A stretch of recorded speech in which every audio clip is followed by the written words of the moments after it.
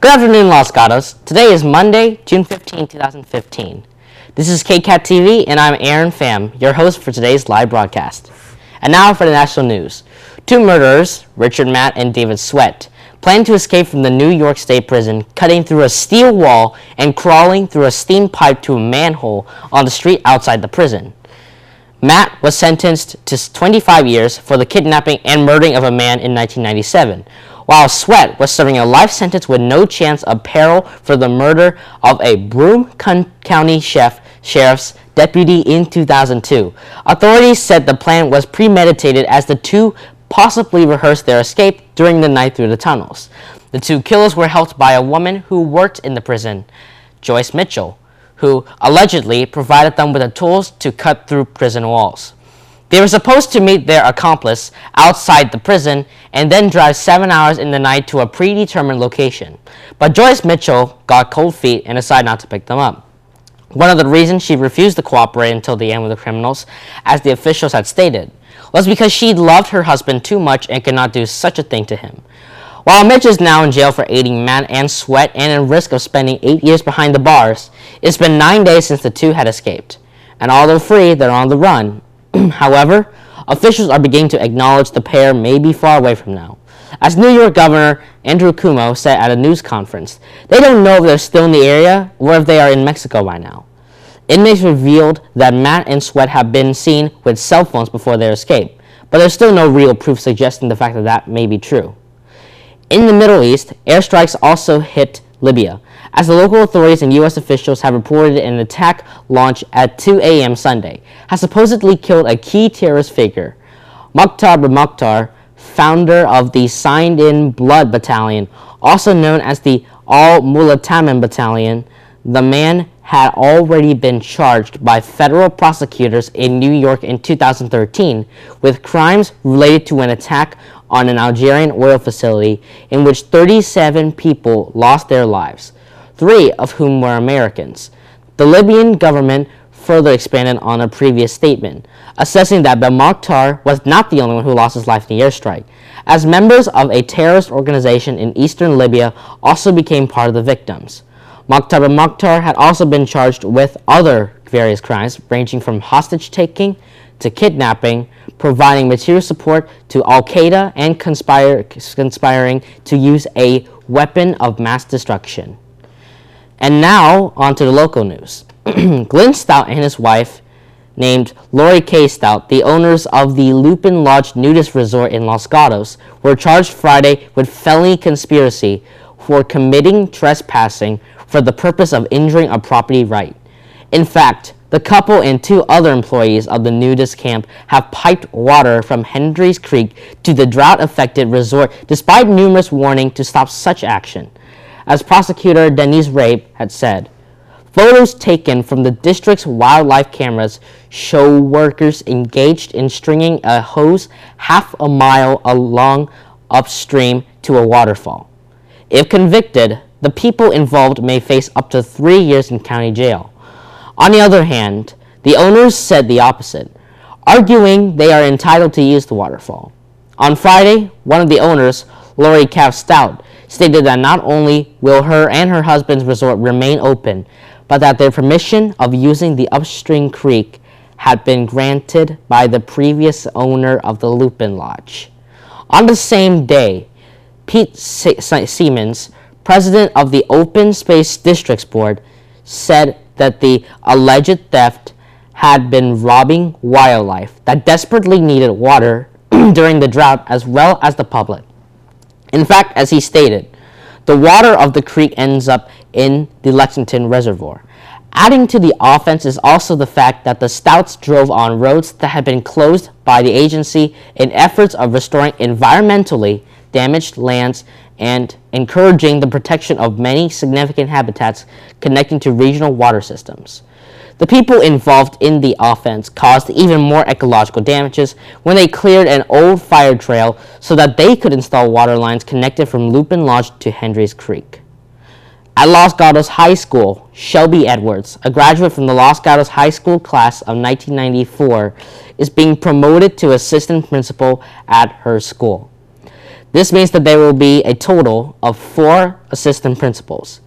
Edwards had also stated that the position is being added because of growth, seen as Los Gatos High School may have a significant increase in enrollments in the near future. In fact, as Edwards predicts and others predict, the total number of students may be up to 2,000. Edwards says she's not worried about the transition from athletic director to assistant principal because thanks to the presence of a leadership group established by the principal, Marcus Autry, she has been empowered as a leader.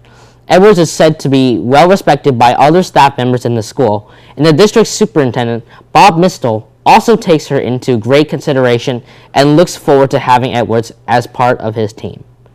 On one hand, if the new position implies more and new responsibilities, Edwards also states that she will continue to remain involved with athletic activities. We'll be back with our sports segment and news about the Warriors' victory in Game 5 after a short commercial break.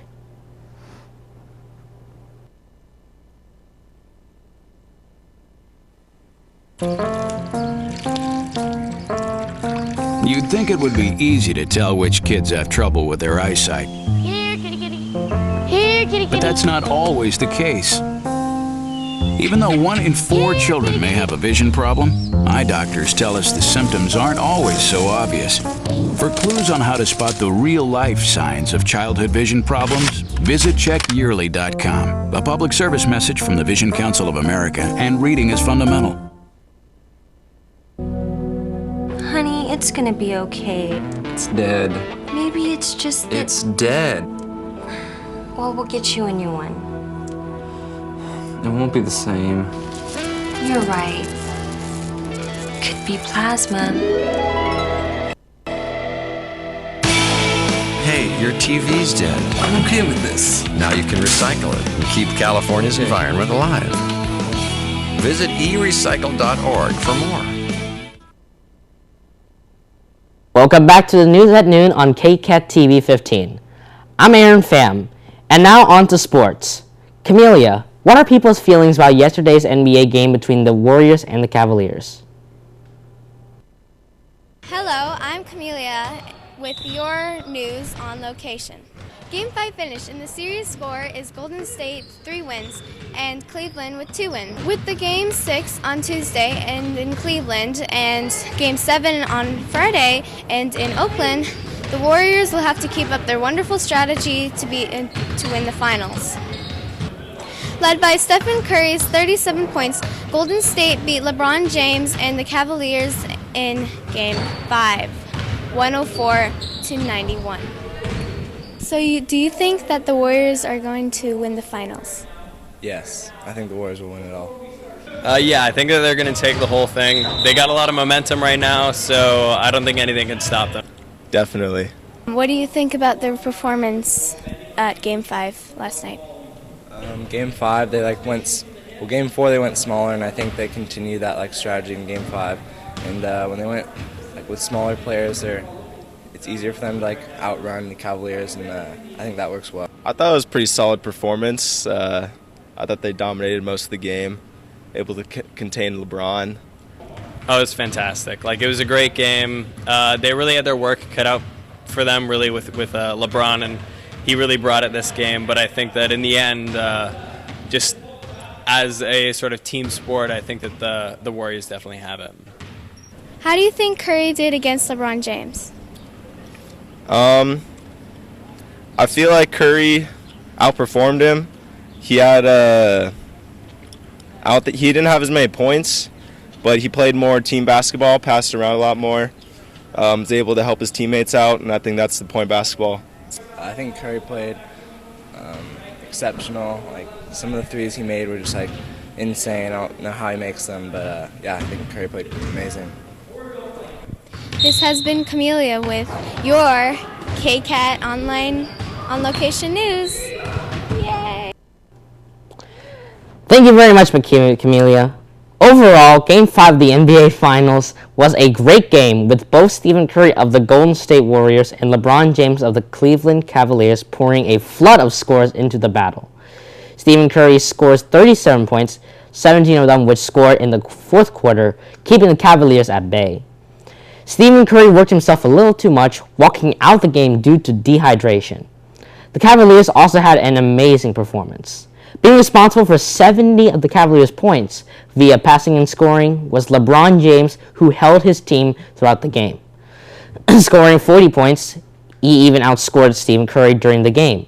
But without Kyrie Irving and Kevin Love, winning won't come easy.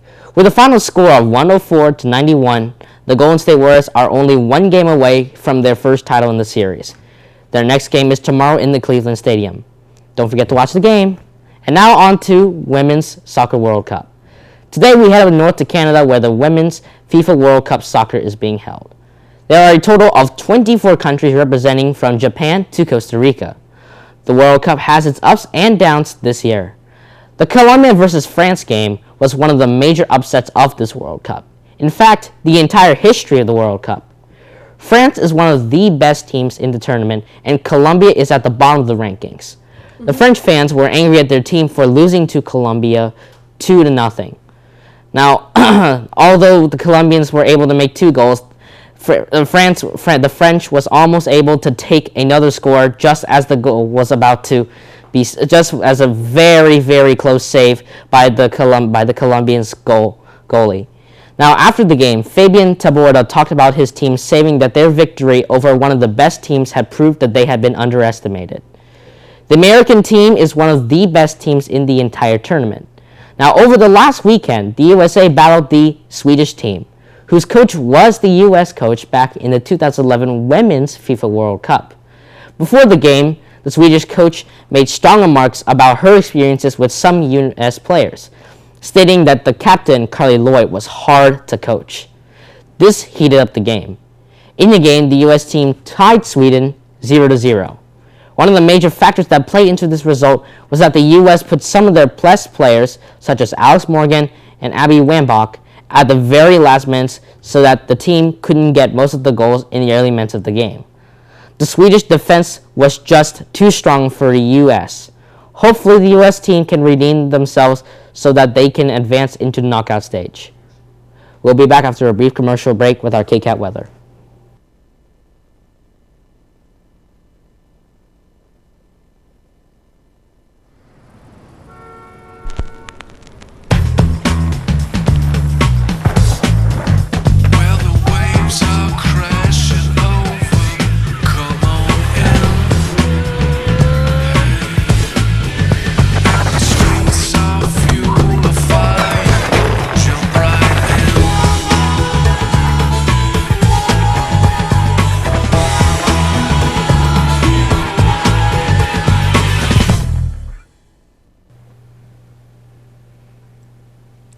Thank you very much, Erin. I'm Camelia Nakjiri, and this is KCAT Weather with your 5-day forecast. Now, if you were to ask me, Camelia, would this week be a perfect time to go to the beach? Well, I would say, yes, it would be a good time. However, I strongly suggest that you put on a lot of sunscreen because the sun is shining more than ever. Today, we will have a high of 85 degrees and a low of 61. We are also expecting low winds at 14 miles per hour. Hitting northwest.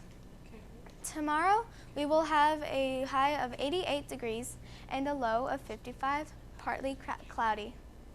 On Wednesday, we will have a high of 89 degrees and low of 56. As you may notice, the temperature is going to remain almost stable as on Thursday. We'll have a high of 88 degrees and a low of 56. The speed of the wind will fall back to 14 miles per hour. The weather should be staying sunny for the rest of the week. That's all for you for now. Los Gatos, Erin, back to you. That's all for today, Los Gatos. Be sure to tune in tomorrow at noon for the next news at noon here on KCAT TV. Now for myself and the entire live broadcast crew, thank you for watching and have a good day.